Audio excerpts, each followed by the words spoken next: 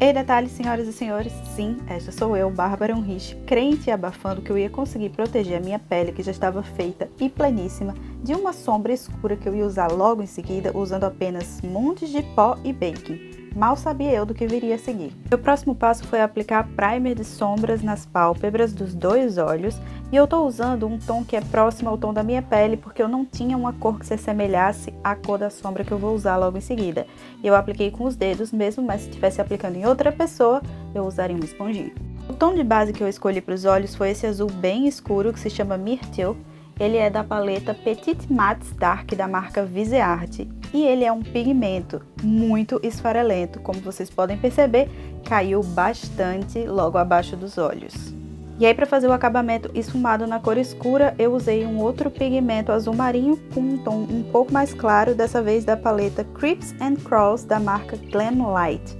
Mas parece que as fórmulas deles não combinaram muito bem juntas, porque um abriu o outro. E aí, para resolver essa questão dos buracos, eu tive que vir com um pincelzinho bem pequenininho, preenchendo onde é que tinha caído a sombra, e depois eu dei uma esfumada bem leve entre as duas, só para dar uma mesclada.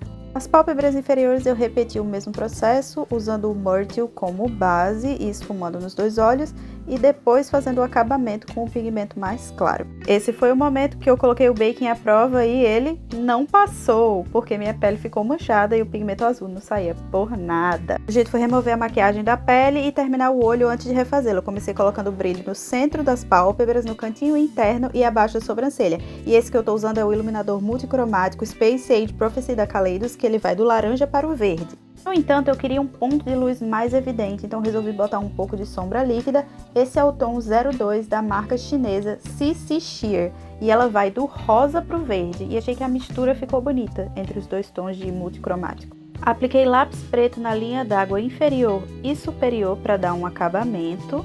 E aí chegou o momento de refazer a pele. Eu precisei remover algum excesso de sombra que tivesse caído com água micelar. Depois eu dei uma enxaguada com água bem de leve, apliquei um sérum hidratante e massageei bem todo o meu rosto e pescoço.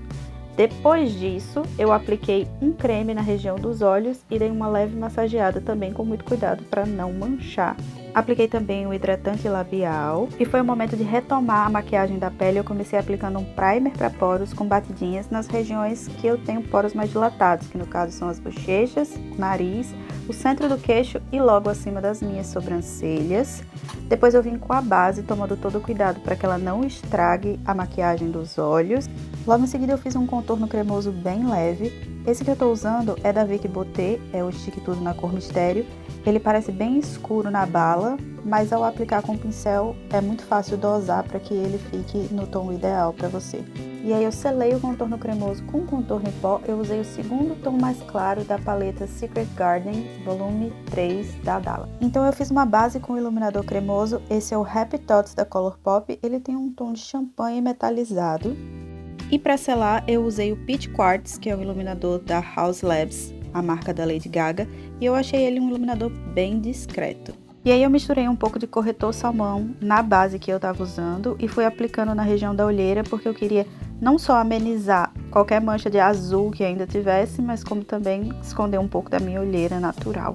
O próximo passo foi aplicar um blush cremoso. Eu fui fazendo um movimentinho de caracol para que ele ficasse posicionado no lugar certo. O problema é que eu achei que eu coloquei produto demais e ficou muito intenso.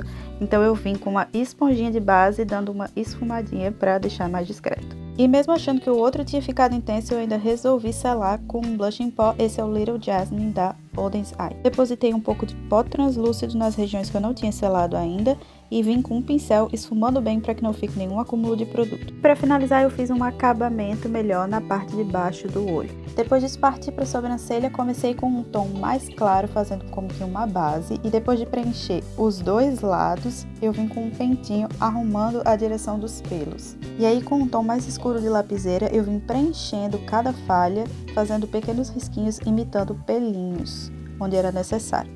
E por fim, esfumei tudo para deixar mais natural. E para manter todos os pelinhos no lugar, eu apliquei um gel incolor.